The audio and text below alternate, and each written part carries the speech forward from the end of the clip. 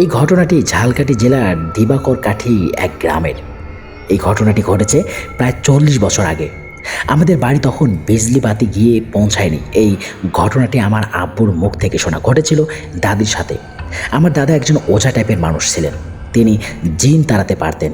যখনই তিনি জিন তাড়ানোর জন্য বাড়ির বাইরে যেতেন তখনই বাড়ি বন্ধ দিয়ে যেতেন এবং সেদিন বাড়ি থেকে বের হওয়া সকলের মনে থাকতো। একদিন এক বাড়ি থেকে তার কাছে খবর এলো একজন উপর জিন আসর করেছে এবং রোগীর অবস্থা নাকি ভালো ছিল না। তাই দাদাকে তাড়াতাড়ি নিয়ে যাওয়ায় দাদা সেদিন বাড়ি বন্ধক দেওয়ার কথাই ভুলে যান।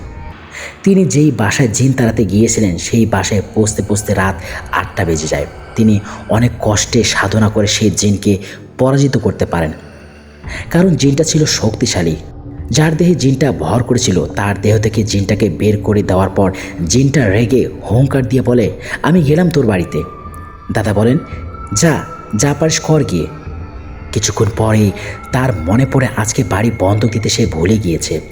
এরপর জিনটা দাদার বাড়িতে এসে দাদার রূপ ও কণ্ঠ নিয়ে বাড়ির বাইরে দাঁড়িয়ে দাদিকে ডাক দিল, জমিনা বদনাটা নিয়ে আসো। দাদি ভাবলো দাদা বাথরুমে যাবে, আর গ্রামের টয়লেটগুলো বাড়ি থেকে একটু দূরেই হয়। দাদি বদনা নিয়ে বাইরে এসে খেয়াল করলেন দাদা টয়লেটের দিকে না গিয়ে বাগানের দিকে যাচ্ছেন। দাদি বুঝে গেলেন এটা দাদা নয়। তৎক্ষণাৎ দাদি দ্রুত ঘরের দিকে আসতে লাগলেন। হঠাৎ একটা দমকা বাতাস দাদির হাতের কপিটা নিভিয়ে দিল। তিনি ভয়ে দৌড় দিলেন ঘরের দিকে, কিন্তু জিনটা একটানে দাদিকে উঠানের পাশ থেকে তুলে নিয়ে বাড়ির পাশের পুকুরে ফেলে দিল এবং চুবাতে শুরু করলো। তখন বাড়িতে আমার ফুপু এবং ফুপা ছিলেন।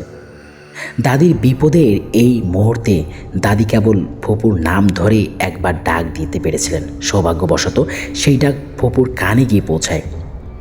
ফুপু এবং ফুপা দৌড়ে এসে দেখেন দাদি পুকুরে অজ্ঞান অবস্থায় ভাসছে।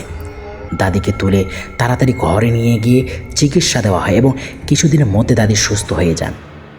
ঘটনাটা এখানে শেষ হলে ভালো হতো, কিন্তু এরপর থেকে দাদি প্রায় কিছু ভয়ঙ্কর স্বপ্ন দেখতে লাগলেন।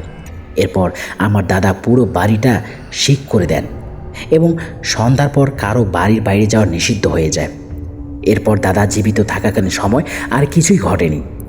দাদা মারা যাওয়ার পর থেকে প্রতিবেশীরা প্রায় গভীর রাতে সেই পুকুর পাড়ে দাদার প্রতিরূপী কাউকে বসে থাকতে দেখে। হয়তো ওই জিনটাই যার প্রতিশোধ নেওয়া এখনও শেষ হয়নি, বা হয়তো দাদার আত্মা যা আমাদের রক্ষা করার জন্য এখনও আসে। পার্সোনালি আমার মতামত হলো মৃত্যুর পর কারো আত্মা আসে না, আসতে পারেও না। সেরকম কোনো কথা কোরআন হাদিসে নেই।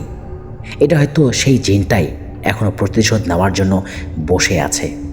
জিন একবার যে পরিবারকে ধরে তাকে শেষ করে দিয়েই তবেই ক্ষান্ত হয়। তাই আপনারা সবাই সাবধান থাকবেন, আপনাদের কোনো ভুলের জন্য আপনার পরিবারকে যেন সাবার করতে না হয়। এই ছিল আজকের ছোট্ট দুটি ঘটনা। যদি ভালো লেগে থাকে তাহলে অবশ্যই লাইক করবেন, কমেন্ট করবেন এবং শেয়ার করবেন। আর হ্যাঁ, আপনারা যদি এই চ্যানেলে নতুন হয়ে থাকেন তাহলে অবশ্যই চ্যানেলটিকে সাবস্ক্রাইব করবেন। নতুন ঘটনা শোনার আমন্ত্রণ জানিয়ে আমি এখানে বিদায় নিচ্ছি। নীরব নিরাশা, দ্য মোস্ট ইম্পর্টেন্ট টিউন, ভূত 92। সকলকে আসসালামু আলাইকুম রহমতুল্লাহ।